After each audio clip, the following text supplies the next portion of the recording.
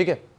और एक ऐसे व्यक्ति जिनको शुरू से ही समाज में बड़ी उपेक्षित नज़र से बहुत परेशान किया गया था पढ़ने के लिए, चाहे जो भी कुछ होगा उनको बहुत परेशान किया गया था। हम बात कर रहे हैं कि इनका बाबा साहब भीमराव रामजी अम्बेडकर, इनका पूरा नाम अगर बात करेंगे तो बाबा साहब भीमराव रामजी अम्बेडकर। इनका जन्म हुआ था 14 अप्रैल 1891 ईस्वी में और इनकी मृत्यु हुई थी 1956 के 6 दिसंबर 1956 में। अगर ये बात किया जाए तो इन्होंने 56 और 9 65 साल इन्होंने अपनी ज़िंदगी इन्होंने जिया था। बाद में इन्होंने बहुत गंभीर बीमारी की वजह से ये बेचारे मर गए थे। ठीक है, देखिए इनके बारे में अगर बात करें तो इनके जन्म का नाम भीमा कहिए या भीम कहिए, माताजी का नाम रामजी सतपाल, माताजी का नाम भीमा देवी। देखिए 2 इनकी शादी हुई थी। एक शादी इनकी हुई थी जो कि हुई थी, सबसे पहली शादी 1906 में हुई थी। इनकी पत्नी जो पहली पत्नी थी गंभीर बीमारी से ये ग्रसित थी और गंभीर बीमारी से ग्रसित होने के कारण से ये अंत में जाकर के 1935 में क्या हो गई है, मर गई थी ये। ठीक है, दूसरी शादी इनकी हुई एक डॉक्टर से हुई थी, इनका नाम था सविता नाम था इनका। 1948 में इनकी शादी हुई थी। देखिए 1948 में इनकी शादी हुई थी, दूसरी शादी 1956 में क्या हो गए थे, बाबा साहब भीमराव अम्बेडकर मर गए थे। ठीक है, मतलब अगर बात किया जाए तो 48 और 9 57 वर्ष की उम्र में इनकी दूसरी शादी हुई थी और 48 में शादी हुई और मर कब गए, 1956 में ये इंसान ये मर गए थे। मतलब ये देखिए ये एक ऐसे व्यक्ति थे कि जो कि अपने धर्म से या कुछ भी कहिए यहाँ के लोगों के आचरण से, लोगों के व्यवहार से बहुत परेशान थे वो। अंत में जाकर के इन्होंने क्या अपना लिया, बौद्ध धर्म को इन्होंने अपना लिया था। ठीक है, बहुत से कभी कहा इन्होंने मुस्लिम धर्म अपना लेंगे, कभी क्या धर्म अपनाएंगे, लेकिन अंत में जाकर के परेशान होकर के अपने से, अब ये परेशान क्यों थे अपने धर्म से, क्योंकि हमारे धर्म में एक बताते थे कि हमारे धर्म में एक बहुत बड़ी पहले क्या थी, छुआछूत की बहुत बड़ी बीमारी थी। ठीक है, अब छुआछूत इस तरह की छुआछूत थी कि छूने से नहीं होती थी। वहाँ के लोग पहले के लोग समझते थे कि नीची जाति के थे, महार जाति के थे। गांधी जी उस जाति को कहते थे हरिजन कहते थे। ठीक है, कई भाषाओं में बाद में देश जब आज़ाद हुआ तो SC ST भी उनको नाम दिया गया। ठीक है, तो सबसे पहले जब शुरू में उनको महार जाति के बाद गांधी जी ने नाम दे दिया, हरिजन नाम दिया। गांधी जी हरिजन दिए, उसके बाद देश आज़ाद होने के बाद SC और ST में हुआ, शेड्यूल कास्ट और शेड्यूल ट्राइब जो आज हम लोग बोलते हैं, उसमें इनकी जो जाति थी वो आ गई थी। अब जाति का बात यहाँ पर करना बहुत ज़्यादा जरूरी होता है, क्योंकि जाति का बात इसलिए करना है क्योंकि एक ऐसी जाति से जन्म लिए थे जिससे इनको हमेशा परेशान किया गया, शुरू से लेकर के अंत तक इनको परेशान किया गया था। परेशान इस रूप में किया गया है क्योंकि ये किसी के साथ बराबरी में बैठ नहीं सकते हैं, बराबरी में ये कुछ भी करने के लिए इनको परेशान किया जाता था। लेकिन ये इंसान थे, पढ़ने में बहुत तेज आदमी थे। इनको इच्छा हुई कि हम बहुत पढ़ेंगे, लेकिन समाज आदेश नहीं दे रहा था, समाज चाह नहीं रहा था कि ये पढ़े क्योंकि ये छोटी जाति के हैं। देखिए एक बड़ी इंटरेस्टिंग बात था कि इन्होंने 4th क्लास पास किया था, मात्र 4th क्लास पास किया था। जब 4th स्टैंडर्ड इन्होंने पास किया था तो एक इनके समाज में, मतलब जो भी उस तरह का समाज था, बहुत उत्सव का माहौल था, उसमें बहुत बड़ा फंक्शन मनाया गया था कि उनके समाज में पहली बार किसी ने क्या पास किया था, मात्र 4th क्लास को किसी ने पास किया था। ठीक है, इनके पिताजी किसी भी तरह से बेचारे मेहनत करके, पैरवी करके, चाहे जिस तरह से भी हुआ होगा, इनके पिताजी करके एक विद्यालय में इनका दाखिला नामांकन करवा दिए। लेकिन वहाँ पे विद्यालयों में क्या बोला गया कि नहीं, ये अगर बैठेगा स्कूल में बैठेगा पढ़ेगा, लेकिन ये स्कूल के बाहर बैठेगा, स्कूल के अंदर यह नहीं बैठेगा ये। फिर भी उनके पिताजी मान गए, बोले कि चलो किसी तरह मेरा बेटा इस वजह से भी मेरा बेटा पढ़ ले। तो ये बाहर पढ़ते थे, लेकिन बाहर से एक बार घटना क्या हुआ था, पढ़िएगा आप, पता चलेगा कि इनको एक बार शिक्षक बाहर से बड़ी, अब देखिए शिक्षक होते हैं क्या कि बच्चों को देख करके, नज़र देख करके बता देते हैं कि बच्चे क्या है अंदर से। उन्होंने बोला कि आओ यहाँ पे बोर्ड पे आकर के तुम सवाल बनाओ। तो बच्चे क्या थे कि सामने रखे हुए थे, अपना अपना लंच बॉक्स रखे हुए थे। जैसे ही ये बोर्ड के सामने आए, अपना ब्लैक बोर्ड के सामने बनाने आए बोर्ड पे, तब तक सारे बच्चे उस विद्यालय के, मतलब उस रूम के सारे बच्चे दौड़ के अचानक से बड़ी तेजी में आए उस बोर्ड के तरफ। टीचर भी देखकर घबरा गए, आखिर क्यों ऐसा हुआ। तो आखिर मतलब कारण ये था कि सारे बच्चे दौड़ के इसलिए आए थे क्योंकि ये नीची जाति का लड़का आ गया हमारे बोर्ड पे आके खड़े हो गया। हम लोग ऊंची जाति के थे, ठीक है, आकर के यहाँ खड़ा हुआ। अब देखिए छूने का तो सवाल नहीं होता है, बच्चे इसलिए दौड़ के आए थे क्योंकि यहाँ पे अगर इसका परछाई पड़ गया तो ये हमारा खाने लायक या फिर नहीं रह जाएगा। बाद में उनको बोर्ड पे लिखने से मना कर दिया गया कि आप बोर्ड पर लिख नहीं सकते हैं। ठीक है, यहाँ इनके लिए पानी का अलग व्यवस्था किया गया था विद्यालय में। ये पानी नहीं पिएंगे, पानी वो छुएंगे नहीं जग से, चाहे जो भी चीज़ था, बोतल वगैरह तो होता नहीं था उसमें, छुएंगे नहीं। ये उनके लिए एक चपरासी रखा हुआ था, कि चपरासी इनको पानी पिलाएगा, ऊपर से पानी गिराएगा, ऊपर से पानी हाथ में लेकर के पानी को ये पिएंगे। कभी कभी ऐसा हुआ कि चपरासी अगर नहीं भी आता था, प्यून नहीं आता था, तो इनको बेचारे को दिन भर प्यासा रहना पड़ता था। कभी कभी परिस्थिति ऐसी बनी इनके साथ कि इनको प्यास बर्दाश्त नहीं हुआ, जिस वजह से इनको नाले के पानी तक पीना पड़ा था। लेकिन एक चीज़ जरूर था इनमें कि हमको एक चीज़ जरूर प्राप्त करना है, जो कि हमको शिक्षा प्राप्त करना है। आप चाहे जितना परेशान कर लो, हमको शिक्षित होना ही होना है। बाद में इनको इतना प्रताड़ित किया गया कि जैसे तैसे इन्होंने पढ़ाई किया, और इन्होंने मतलब एक ही था कि अगर आप हमें देश में नहीं पढ़ने दोगे, हम देश से बाहर जा करके अपनी पढ़ाई पूरी करेंगे हम। और एक बात है, बड़ी इंटरेस्टिंग बात इनके बारे में जानिएगा कि आज लोगों के जीवन में चाहे जो भी हो, एक बार पीएचडी करने में लोगों को हालत खराब होता है। और ये शख्स थे बाबा साहब भीमराव रामजी अंबेडकर हमारे, कि इन्होंने 4 बार पीएचडी किया था। अब इसी तरह समझ जाइए, 4 बार इन्होंने क्या किया था, पीएचडी इन्होंने किया था 4 बार। पीएचडी का स्पेलिंग जो भी अपना देख लीजिएगा, समझिएगा। 4 पीएचडी का मतलब 4 थेसिस लिखे थे इन्होंने।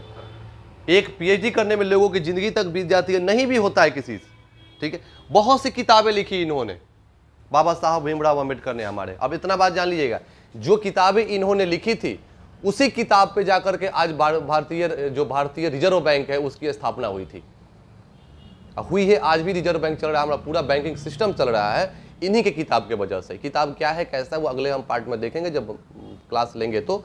लेकिन यहाँ पे समझिए कि ये एक ऐसे व्यक्ति थे जिनके किताब से, एक किताब के वजह से भारतीय रिजर्व बैंक की स्थापना तक हो गई थी, ठीक है। एक बार एक छोटी सी घटना थी, जब देश आज़ाद हुआ था तो नेहरू पूरा अपना मंत्रिमंडल का पूरा लिस्ट बना करके लेके गए थे, गांधी जी को दिखाने गए कि देखिए सर ये हमारा इनको बनाए हैं हम।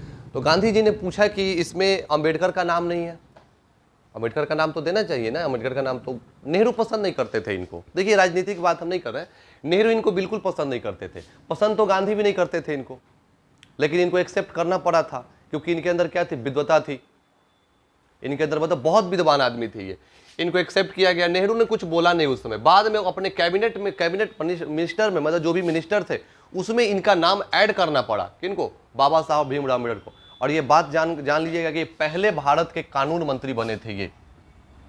अब ड्राफ्टिंग कमेटी में भी इनको शामिल करके इनको हेड बनाया गया था, किनको, बाबा साहब भीमराव अम्बेडकर को। मतलब एक ऐसे व्यक्ति जो कि समाज में हर रूप से, हर परिस्थिति से, हर चीज़ों से, ये समाज से इनको नज़रअंदाज किया गया, ताकि समाज में बैठने नहीं दिया गया। हम तो बता रहे हैं ना, ये छुआछूत तो बहुत दूर की बात है, लोग इनकी परछाई से बहुत नफरत करते थे। देखिए इन्हीं को नफरत नहीं करते थे, इनकी पूरी जाति तक को नफरत किया जाता था। और होगा कौन, तो होगा यही होगा, ऊंची जाति वाले और नीची जाति वाले। अब देखिए इनको बहुत बाद में जाकर के बहुत सा इनको राजनीति का भी शिकार होना पड़ा था। बाद में इनको कैसे भी कर करके इनको राजनीति में उतार ही दिया गया। लेकिन राजनीति में उतार करके जिस पार्टी ने उतारा उसी पार्टी ने इनको बोला कि हम आपको सपोर्ट करेंगे, आप उतर जाइए। मतलब एक तरह से कहिए कि इनकी बड़ी चाहत है कि किसी भी तरह से इनकी बेइज्जती हो जाए और ये देश में ये गिर जाए, इनकी प्रतिष्ठा गिर जाए। ये क्या किए कि इनको बोले कि आप चुनाव लड़िए, आप चुनाव लड़ लीजिए, आपको हम सपोर्ट करेंगे। हम पार्टी का नाम नहीं लेंगे यहाँ पे, बोला कि सपोर्ट करेंगे। और सब इनको खड़ा करा करके अपने पार्टी का कैंडिडेट खड़ा कर दिया, और इनको क्या कर दिया उसने, उस पार्टी ने हरवा दिया था चुनाव में। ये एक ऐसे शख्सियत है कि हो सकता था कि इनके विपक्ष में कोई खड़ा ही नहीं होता, ये भी तो हो सकता था ना। जब हमारे डॉक्टर एपीजे अब्दुल कलाम जब चुनाव लड़े थे तो इनके विपक्ष में कोई खड़ा ही नहीं हुआ था, इनके सम्मान में, इनकी प्रतिष्ठा में, ठीक है। लेकिन इनकी जाति की वजह से इनको बहुत परेशान किया गया था। अब देखिए जितना ज्यादा इनके बारे में आप पढ़िएगा ना, और इतनी किताब इन्होंने लिखा हुआ है, इतनी चीजें इन्होंने लिखा हुआ है कि इनको अगर पढ़ते पढ़ते अगर हम पढ़ना पूरा चाहे तो शायद हमारी जिंदगी भी कम पड़ सकती है। और जितने अंदर हम जाएंगे, अब इतना बता देने से ये मालूम नहीं चलेगा कि ये कितने उपेक्षित थे या कितने समाज से इनको काट के रखा हुआ था। बहुत परिस्थिति में करके आधा पेट खा करके थोड़े समय के बाद इनकी माँ मर गई, ठीक है। उन्हें सब बताए थे यहाँ पे इनकी बीवी मर गई। अब देखिए एक और भी इंटरेस्टिंग बात समझिए, ये जो इनकी बीवी थी रामाबाई अंबेडकर जो थी, इनसे इनके 5 संतान हुए थे। 5 संतान में इनके 4 संतान इनके मर गए थे। 4 बच्चे इनके क्या हो गए थे, मर गए थे 4 बच्चे, और 1 बच्चे मात्र बचे थे। तो देखिए एक तो समाज की तरफ से इनको बड़ी परेशान किया गया था, उपेक्षित थे अपने मतलब समाज से, और दूसरी अपने परिवार के परेशानियों से बड़ी परेशान थे ये। लेकिन एक चीज था कि आप किसी भी परेशानियां आएगा, लेकिन उनको ताकि हमको शिक्षित होना है, और शिक्षित होकर के अपने समाज की, अपने जाति की, अपने समुदाय के लोगों को हमको उसको अधिकार दिलाना है। और उस अधिकार को दिलाने के लिए सभी चीज को नजरअंदाज करते करते आए, और आज जानते हैं कि आज हमारे आने के बाद ये हमारे क्या कहलाते हैं, संविधान निर्माता कहलाते हैं। ये भारत के पहले कानून मंत्री होते हैं। अगर बात किया जाता है विद्वान लोगों में, तो विद्वान लोगों में हमारा नाम किनका आता है, बाबा साहब भीमराव अम्बेडकर का नाम आता है। ठीक है, तो ये मात्र एक बात और बताना चाहेंगे कि ये मात्र एक 14 अप्रैल को मनाने वाले शख्स ये नहीं है। आप इनके बारे में पढ़ो, आप इनके बारे में जितना पढ़ना है आप इनके बारे में पढ़ सकते हो, और जितना ज्यादा बार पढ़िएगा, अपना अनुभव बता रहे हैं हम, जितना ज्यादा हम और आप पढ़ते हैं ना भाई, उतना ही ज्यादा इनके बारे में हम लोग सीखेंगे, उतना ही इनके बारे में हम लोग और गहराई में जाएंगे, महसूस करेंगे, और एकदम दिल से अगर पढ़े तो।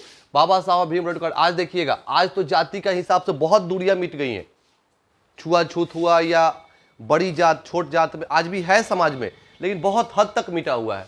अब ये देखिए, ये क्या था, ये लोगों के नजर में एक, देखिए एक ऐसा चीज है ना, राजनीति एक ऐसा चीज है कि राजनीति हर चीज को जकड़े हुए है।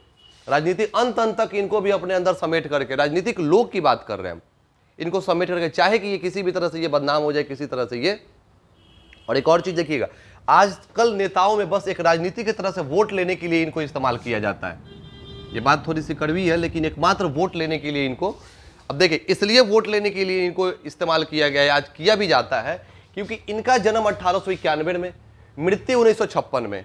तो भाई अगर आप ये 65 वर्ष जो जिए थे, ये जिंदा अपना जीवन, अपनी इनकी जीवन अवधि थी, ये 65 वर्ष की उम्र में ये सब कुछ कर लिए थे, जाहिर सी बात है। 66 वर्ष तो इनका कोई संबंध था नहीं।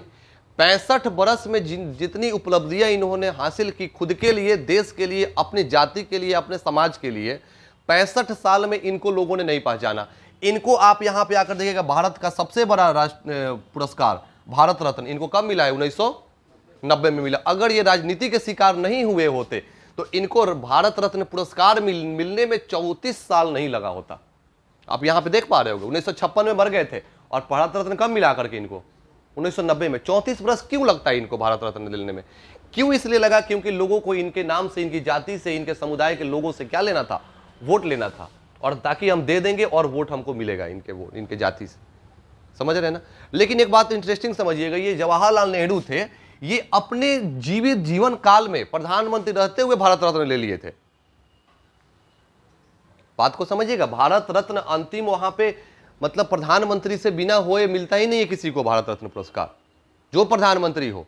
लेकिन प्रधानमंत्री रहते हुए अगर किसी को पुरस्कार मिला है तो भारत में 2 आदमी को, एक मिला हुआ है हमारे भारत के प्रथम प्रधानमंत्री पंडित जवाहरलाल नेहरू को, और एक दूसरी उनकी बेटी इंदिरा गांधी को। जब पंडित नेहरू को मिला था तो उस समय प्रधानमंत्री कौन थे, पंडित नेहरू थे। और जब इंदिरा गांधी को मिला था उस समय प्रधानमंत्री देश की कौन थे, कौन थी, इंदिरा गांधी थी। मतलब इसी कहा जाता है, ये दोनों आदमी अपने आप खुद से अपने लिए भारत रत्न पुरस्कार ले लिए थे। अगर हम इस विद्यालय में, हम इस संस्था में हैं, और हम सबसे अपने आप को सबसे ऊंचा हम अगर कर दे कि सबसे ऊंचा पुरस्कार अगर हमको मिल जाए कि सबसे अच्छे शिक्षक हम हैं, मतलब कि क्या हुआ कि हम अपने से खुद हम अपना पीठ थपथपा रहे हैं। तो देखिएगा, लेकिन इन्होंने, मतलब ये तो जब प्रधानमंत्री रहते हुए थे तो प्रधानमंत्री मिला, लेकिन इनको मिलने में समझिए 34 वर्ष लगा। एकमात्र राजनीति के शिकार हुए थे, और ये लोग मतलब सत्ता का शिकार हुए थे कि हमको सत्ता मिला है तो हम पुरस्कार ले लेंगे हम, और मरने के लिए बाद में मरने को मर गए।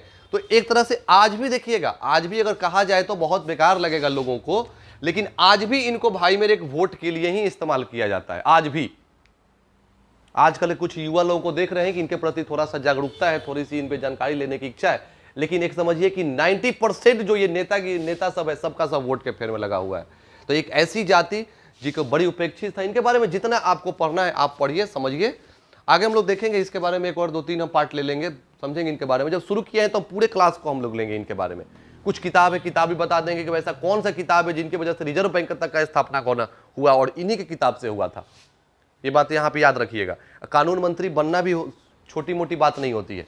कानून मंत्री बनने वाला अपने आप में बहुत बड़ा विद्वान होता है, वो चाहे वो अभी वर्तमान का हो कानून मंत्री देश का, या फिर बहुत पहले मतलब देश आज़ाद हुआ था उस समय कानून मंत्री हो। ठीक है, तो इसको उतारिए, आप उतारो एक बार, क्या दिक्कत है।